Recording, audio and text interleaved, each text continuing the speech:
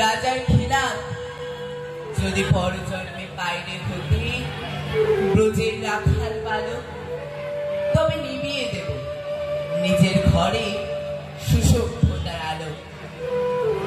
যারা নিত্য কেবল ধেনু চড়ায় বংশী বটের তলে, যারা গুঞ্জা ফুলের মালা গেঁথে পরে পড়ায় গলে, যারা বৃন্দাবনের বনে সদায় শ্যামের বাসে শোনে, যারা যমুনাতে ঝাঁপিয়ে পড়ে শীতল কালো জলে, যারা নিত্য কেবল ধেনু চড়ায় বংশী বটের তলে। ওরে বিহান হলো জাগরে ভাই, ডাকে পরস্পরে, ওরে ওই যে তোদের মন্থ ধ্বনি উঠল ঘরে ঘরে। হ্যারো মাঠের পথে ধেনু চলে উড়িয়ে গোকুল রেণু, হ্যারো আঙিনাতে ব্রজের মধু দুগ্ধ দহন করে। ওরে বিহান হলো জাগরে ভাই, ডাকে পরস্পরে, ওরে শাওন মেঘের ছায়া পড়ে কালো তমাল মনে। ওরে এপার ওপার আধার হলো কালিন্দিনী কুলে, ঘাটে গোপাঙ্গনা ডরে কাপে খেয়া পরীর পরে। আরে কুঞ্জ বনে নাচে ময়ূর কলাপ খানি তুলে।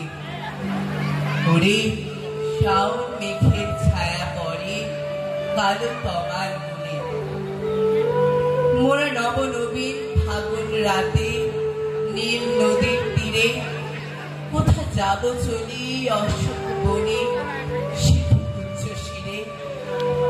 যবে দোলার ফুলরশি দিবি নিপোষ শাখায় কষি, যবে দক্ষিণ বায় বাঁশির ধ্বনি পূর্বে আকাশ ঘিরে।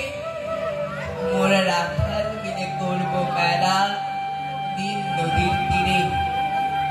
আমি হব না ভাই নববঙ্গে নবযুগের চালক, আমি জ্বালাবো না আধার দেশে সুসভ্যতার আলো। যদি নদী ছানার গায়ে কোথাও অশোক নিপের ছায়, আমি কোন জন্মে পারি হতে ব্রজের গোপ বালক, তবে চাই না হতে নববঙ্গে নবযুগের চালক। নমস্কার।